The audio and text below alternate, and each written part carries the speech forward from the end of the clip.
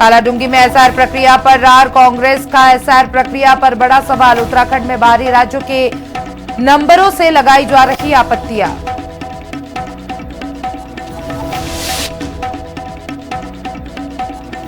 Pipalkoti tunnel हादसा पूरा हुआ महा रेस्क्यू ऑपरेशन। टनल से बाहर निकाले गए सभी फंसे हुए श्रमिक। एनडीआरएफ और एसडीआरएफ की मेहनत लाई रंग।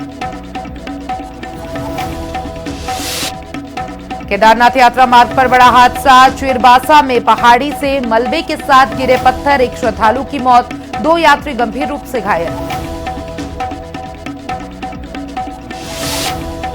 ऋषिकेश में आफत की बारिश से बिगड़े हालात। चंदेश्वर नगर और शीशम झाड़ी के घरों में घुसा गंदा पानी। नगर निगम के दावों की खुली पोल।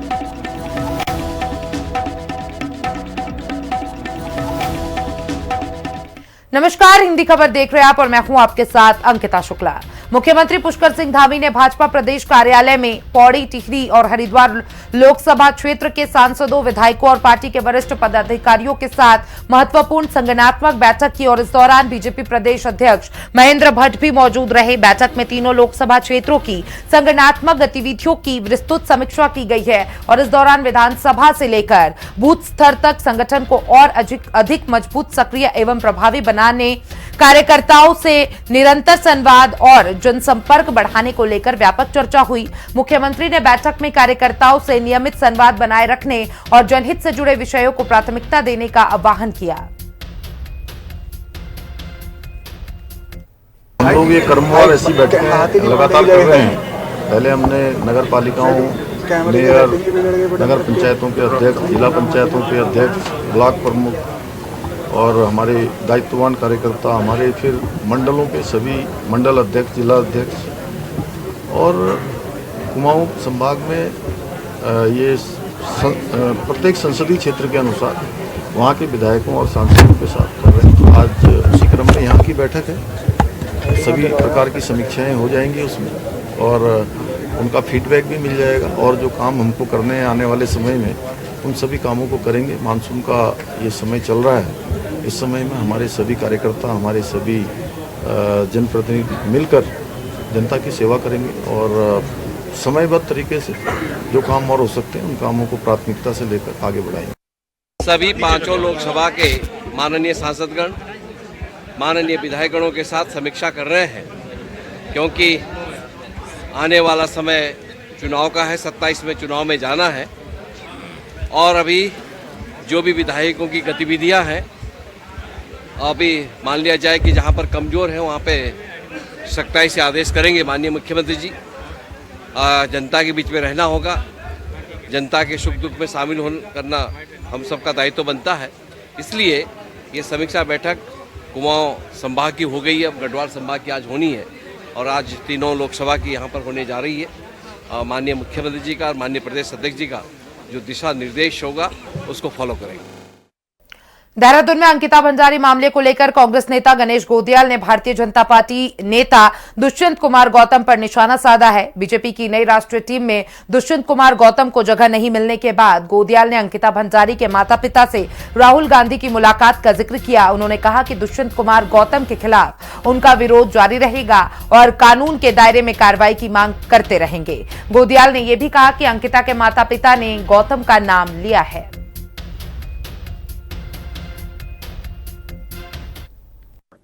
हमें ये कहना है कि दुष्यंत कुमार गौतम की जो यहाँ से विदाई हुई है, राहुल गांधी जी ने जब अंकिता भंडारी जी के माता पिता से मुलाकात की तो उसका परिणाम आपको दूसरे दिन देखने को मिला कि दुष्यंत कुमार गौतम की उत्तराखंड से छुट्टी हो गई।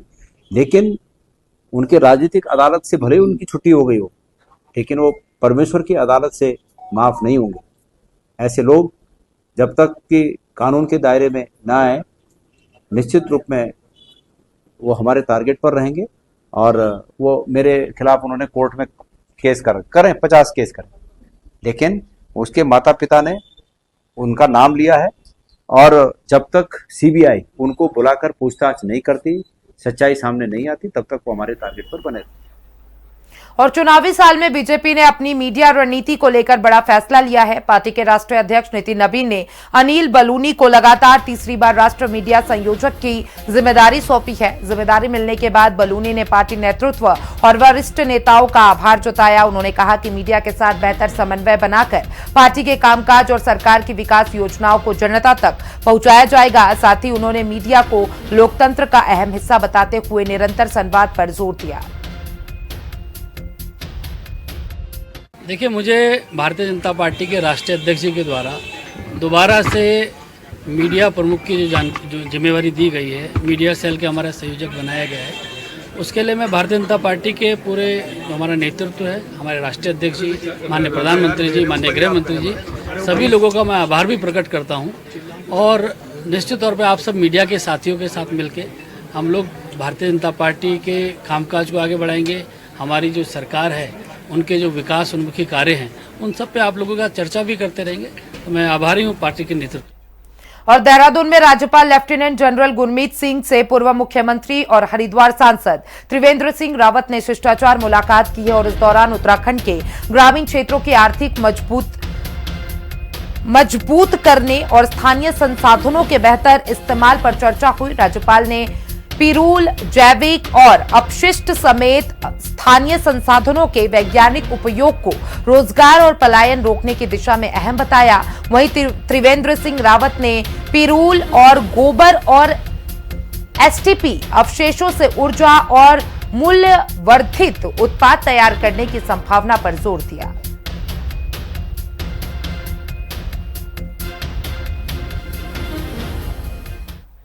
रुद्रप्रयाग में केदारनाथ मार्ग पर लैंडस्लाइड हो गया है। केदारनाथ पैदल मार्ग पर यह बड़ा हादसा हो गया। आपको बता दें कि इस दौरान एक तीर्थयात्री की मौत हो गई और बताया जा रहा है कि 2 अन्य लोग घायल हैं। तो देखिए, यह बड़ा हादसा हो गया है। केदारनाथ पैदल मार्ग पर यह बड़ा हादसा हुआ और केदारनाथ यात्रा मार्ग पर चिरबासा हेलीपैड के पास यह हादसा हो गया। मूसलाधार बारिश के बीच पहाड़ी से अचानक गिरे पत्थरों की चपेट में आने से एक यात्री की दर्दनाक मौत हो गई, जबकि 2 तीर्थयात्री घायल हो गए। सूचना मिलते ही जिला प्रशासन, डीडीआरएफ और वाईएमएफ की रेस्क्यू टीमें मौके पर पहुंची और राहत कार्य शुरू किया गया। लगातार हो रही बारिश और भूस्खलन से यात्रा मार्ग पर खतरा मंडरा रहा है।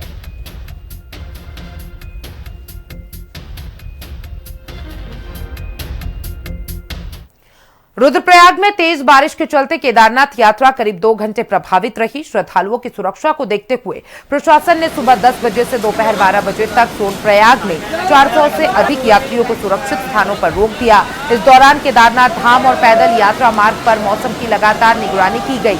मौसम सामान्य होने के बाद दोपहर करीब 1 बजे यात्रा दोबारा सुचारू कर दी गई। प्रशासन ने श्रद्धालुओं से मौसम को देखते हुए सतर्कता बरतने की अपील की है। और कुछ समय के लिए जैसे ही वहां पर बारिश की स्थिति बनी थी तो यात्रा बंद कर दी गई थी, और जैसे ही बारिश कम हुई और मौसम सामान्य हुआ तो यात्रा खोल दी गई। और मेरी यात्रियों से भी यही अपील है कि वो मौसम का पूर्वानुमान लेकर के ही चलें और शासन और प्रशासन के दिशा निर्देशों का पालन करें और अपनी यात्रा सुरक्षित बनाएं। चमोली में टीएचडीसी की निर्माणाधीन टनल में 13 अगस्त को हुए हादसे के बाद करीब 117 घंटे चला रेस्क्यू ऑपरेशन मंगलवार को पूरा हो गया। टनल में फंसे और लापता सभी प्रभावित श्रमिकों को बाहर निकाल लिया गया है। रेस्क्यू अभियान में 12 श्रमिकों को सुरक्षित बाहर निकाला गया, जबकि 10 श्रमिकों की दुखद मौत हुई है। पानी, मलबे और कठिन हालात के बीच एसडीआरएफ और एनडीआरएफ, सेना, आईटीबीपी समेत तमाम एजेंसियों ने लगातार अभियान चलाया।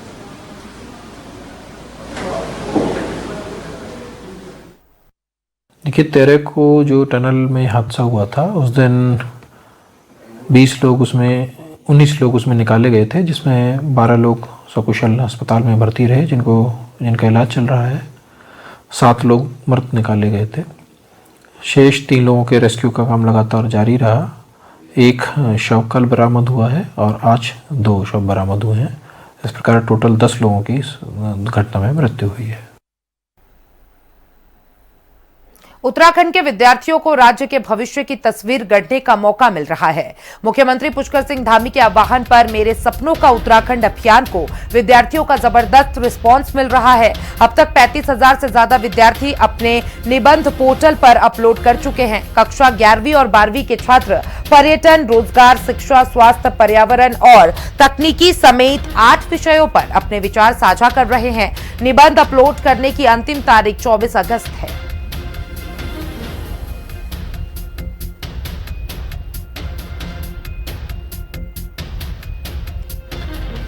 मसूरी में वंदे मातरम के मुद्दे पर भाजपा कार्यकर्ताओं ने कांग्रेस के खिलाफ प्रदर्शन किया। पिक्चर पैलेस कुलड़ी क्षेत्र में मंडल अध्यक्ष रजत अग्रवाल के नेतृत्व में कार्यकर्ताओं ने कांग्रेस अध्यक्ष मल्लिकार्जुन खड़गे का पुतला फूंका और जमकर नारेबाजी की। भाजपा नेताओं ने आरोप लगाया कि वंदे मातरम के पूरे गायन में बाधा डालकर कांग्रेस ने राष्ट्रगीत का अपमान किया है। प्रदर्शनकारियों ने इसे राष्ट्रीय सम्मान से जुड़ा मुद्दा बताते हुए कांग्रेस नेतृत्व के खिलाफ आक्रोश जताया। लिखा था अनल मठ में जो सन्यासी जो विद्रोह हुआ था उसके ऊपर, वो हिंदू थे, बंगाली थे, तो जायज है कि जो उनकी इमेजरी होगी उसमें दुर्गा माँ होगी, शक्ति होगी, और क्या बुरा है इसमें। इसमें हम बोलते हैं कोटि कोटि कलकल निनाद करें, मतलब कोटि कोटि कंठ हम सब एक साथ उठें, कोटि कोटि हमारी जो बाहें हैं वो एक साथ देश को बचाएं। देखिए, एक बहुत ही गंभीर विषय है और इसे गंभीरता से लेना बड़ा अनिवार्य है। 15 अगस्त के दिन हमारे राष्ट्रगीत वंदे मातरम को एकाएक रुकवाया गया, अपमान करा गया, प्रसिद्ध चिन्ह लगाया गया कि क्यों इसे बजाया जा रहा है, क्यों इसे सुना जा रहा है।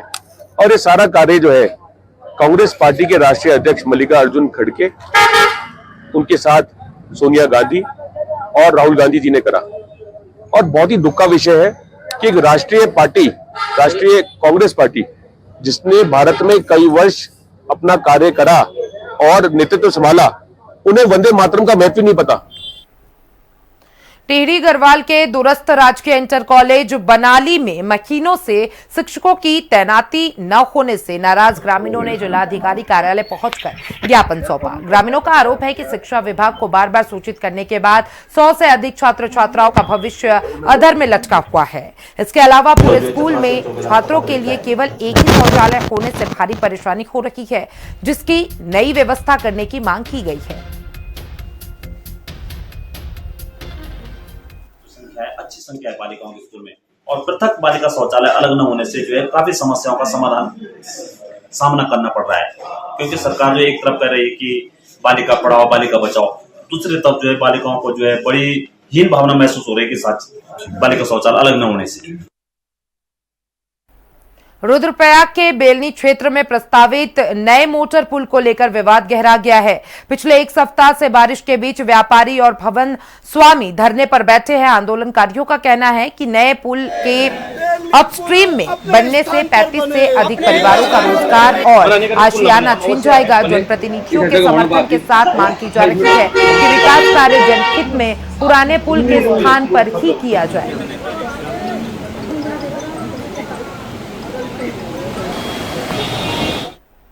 और खबर लक्सर से है, जहां मुख्यमंत्री प्रोत्साहन योजना के तहत आयोजित बैटरी टेस्ट खेल प्रतियोगिता में खिलाड़ियों ने अव्यवस्थाओं को लेकर जमकर हंगामा किया। प्रतियोगिता के दौरान खिलाड़ियों ने खराब ट्रैक और नियमों के मुताबिक प्रतियोगिता नहीं कराए जाने का आरोप लगाते हुए धरना दे दिया। खिलाड़ियों ने मांगे पूरी न होने पर खेल मंत्री के आवास का घेराव करने की भी चेतावनी दी है।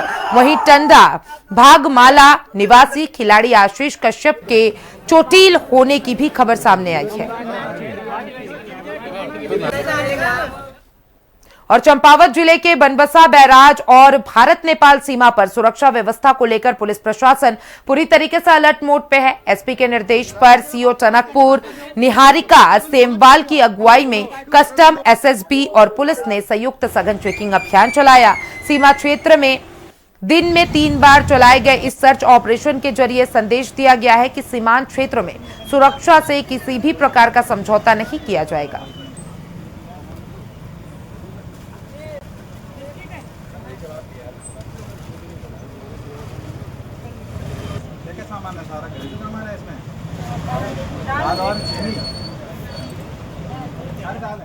जैसा कि आप सभी को पता है कि जो हमारा ये थाना बनबसा है, इससे हमारा जो इंडो नेपाल बाउंड्री है, जो हमारा इंटरनेशनल बॉर्डर है, वो लगा हुआ है। यहाँ पे जो हमारी चेकिंग होती है वो 3 लेयर्स में होती है। पहले हमारी जो थाना पुलिस है उसके पास चेकिंग है, जो कि आपको पता है हमारे यहाँ बैराज चौकी है। आगे हमारे यहाँ पे कस्टम्स भी है और आगे हमारी जो SSB फोर्स है वो भी मौजूद है। यहाँ पर हमारे द्वारा संयुक्त टीम बनाकर समय समय पे चेकिंग की जाती है। ज़्यादातर यहाँ पे जैसे ही ओपन होता है पास, क्योंकि आप सभी को पता है कि हमारा ये थोड़ा फ्री बॉर्डर है, फ्रेंडली रिलेशंस है नेपाल के साथ, तो इस चक्कर में जो हमारे लोकल के लोग हैं उनका आना जाना लगा रहता है। यहाँ पे जैसे कि नॉर्मल राशन होंगे या डेली यूज़ का सामान है वो भी आदान प्रदान किया जाता है। हमारे यहाँ पे जो हमारी चौकी बैराज है वहाँ पे रेगुलरली एक दिन में कम से कम नहीं तो 3-4 बार आकस्मिक चेकिंग की जाती है। अब आपको सीधे ले चलते हैं दिल्ली, जहां पे मुख्यमंत्री योगी आदित्यनाथ क्या कुछ कह रहे हैं आपको सुनवाते हैं। बचकर जापान में शरण ली और आगे चलकर भारत की स्वतंत्रता के आंदोलन को जापान की धरती से मजबूत किया।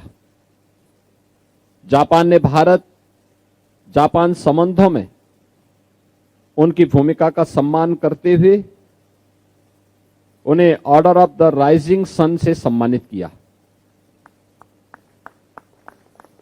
जापान को उगते सूर्य की भूमि कहा जाता है और उत्तर प्रदेश सूर्य वंश की भूमि है।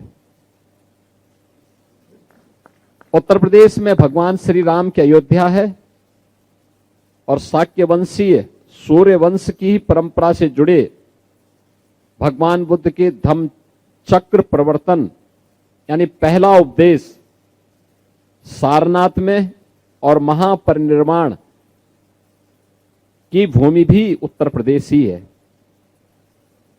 जिस सूर्य की उपासना हमारी परंपरा करती आई है उसकी पहली किरण प्रतिदिन जापान की धरती पर ही पड़ती है। सारनाथ, कुशीनगर, श्रावस्ती, कपिलवस्तु, कौशाम्बी, संकिसा बौद्ध धर्म के अधिकांश प्रमुख स्थल उत्तर प्रदेश में ही है। सिद्धार्थनगर के पिपरहवा से प्राप्त भगवान बुद्ध के अस्थि अवशेषों का एक अंश आज नागोवा के काकोजान नितई जी मंदिर में प्रतिष्ठित है। सारनाथ के मूल गंध कुटी बिहार की दीवारों पर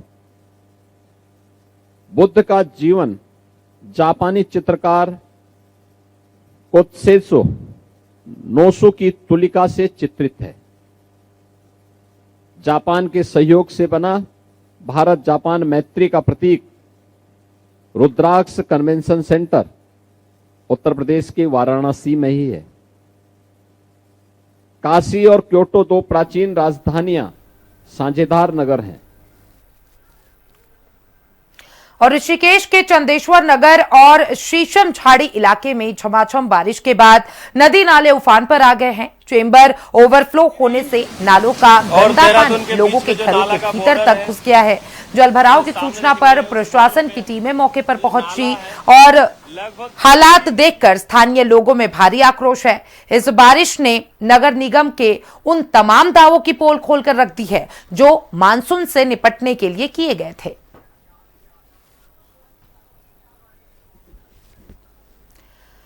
तो देखिए जलभराव की स्थिति देखने को मिल रही है और ये नालों का गंदा पानी लोगों के घरों में घुसता नजर आ रहा है, जिससे लोगों में आक्रोश का माहौल देखने को मिल रहा है। नदी और नाले उफान पर आ गए हैं। मौसम विभाग ने तमाम जगहों पर अलर्ट जारी कर दिया है और लोगों से अपील भी की जा रही है कि जरूरी हो तो ही घर से बाहर निकले। और हरिद्वार में लगातार हो रही बारिश के बीच गंगा नदी का जलस्तर तेजी से आगे बढ़ गया, ऊपर आ गया और भीमगोड़ा बैराज पर गंगा चेतावनी स्तर पर पहुंच चुकी है और उस स्तर को भी पार कर चुकी है और खतरे के निशान से थोड़ी ही करीब है। तो आपको बता दें अधिकारियों के मुताबिक गंगा 293.10 मीटर पर बह रही है, जबकि खतरे का निशान 294 मीटर है। जलस्तर बढ़ने को लेकर निचले इलाकों में अलर्ट जारी किया गया है और सभी बाढ़ चौकियों को सतर्क कर दिया गया है। प्रशासन लगातार स्थिति पर नजर बनाए हुए है। इससे गंगा नदी का जलस्तर हरिद्वार में भी बढ़ा है और हमारे ऊपरी जनपदों में ऊपर जो स्टेशन हैं वहाँ पे भी जलस्तर में वृद्धि देखी गई है। वर्तमान में हरिद्वार में गंगा नदी का जलस्तर चेतावनी स्तर से 10 सेंटीमीटर ऊपर 293.10 मीटर पर जलस्तर चल रहा है। हमारे द्वारा स्थानीय प्रशासन को और हमारे डाउन स्ट्रीम में जो बैराज और अन्य जनपद आते हैं उनको हमारे द्वारा जलस्तर की सूचना और वाटर डिस्चार्ज की सूचना लगातार उपलब्ध कराई जा रही है। चंपावत के बनबसा में लगातार बारिश के चलते शारदा नदी का जलस्तर बढ़ गया है। बढ़ते जल प्रवाह को देखते हुए शारदा बैराज मार्ग पर भारी वाहनों की आवाजाही रोक दी गई है। सुरक्षा के मद्देनजर 4 पहिया वाहन पर भी रोक लगा दी गई है। लगातार बारिश के बीच बैराज के गेट खोल दिए गए हैं, जिससे छोड़े जा रहे पानी का असर उत्तर प्रदेश के कई जिलों में पड़ सकता है। प्रशासन और सिंचाई विभाग जलस्तर पर लगातार नजर बनाए हुए है।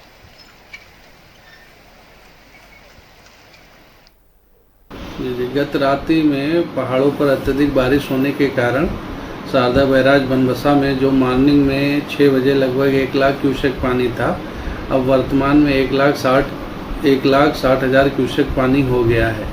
1 लाख से अधिक होने पर शारदा बैराज से वाहनों का आवागमन बंद कर दिया जाता है और अभी भी बरसात हो रही है पहाड़ों पे। और ये पानी हमारे डाउन स्ट्रीम में Pilibhit district, Lakhimpur district, Sitapur district से होते हुए घाघरा नदी में जाके मिलता है। तो हमने नीचे के सभी जिलों के जिला प्रशासन या जो बाढ़ चौकियां हैं सबको सूचित कर दिया गया है और सभी लोग अलर्ट मोड पे हैं।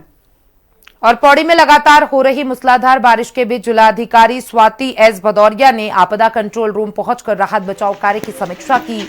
महर गांव में भूस्खलन के चलते 4 लोग मलबे में दब गए थे, जिनमें से एक महिला को सुरक्षित निकाल लिया गया, जबकि 3 लोगों की तलाश में प्रशासन और एसडीआरएफ की टीमें जुटी हुई है। जिलाधिकारी ने प्रभावित क्षेत्रों में चिकित्सा टीमें भेजने और बाधित सड़कों को प्राथमिकता से खोलने का सख्त निर्देश दिया है।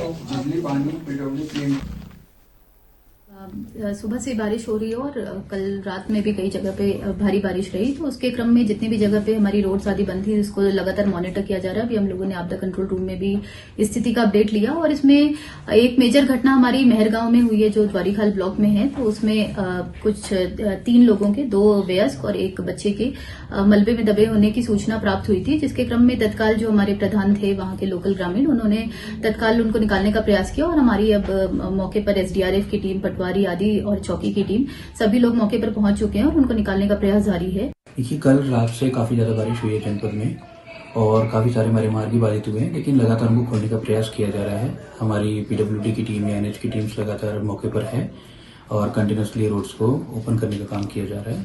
बाकी हमारे यहाँ एक घटना जरूर हुई थी तहसील सतपुली के अंतर्गत, तो उसमें हमारे यहाँ एक मकान के पर मलबा आने से 3 लोग फंस गए थे उसमें, तो उसके लिए राहत प्रशासन की टीम और पुलिस की टीम घटनास्थल पर पहुंच गई है और राहत बचाव कार्य किया जा रहा है। किसी भी आपदा की स्थिति से निपटने के लिए आपदा प्रबंधन और प्रशासन की टीम पूर्ण रूप से तैयार है। और टेरी में जिलाधिकारी नीतिका खंडेलवाल की अध्यक्षता में जिला आपदा प्रबंधन प्राधिकरण की बैठक हुई। बैठक में भूस्खलन, पेयजल, सड़क, पशुधन और पुनर्वास से जुड़े मामलों की समीक्षा की गई। धनौल्टी के उनियाल और कद्दूखाल में भूस्खलन के मामले में निजी व्यक्ति को नोटिस जारी करने के निर्देश दिए गए। डीएम ने निर्माण से पहले स्थल की जांच के लिए संयुक्त समिति बनाने को कहा।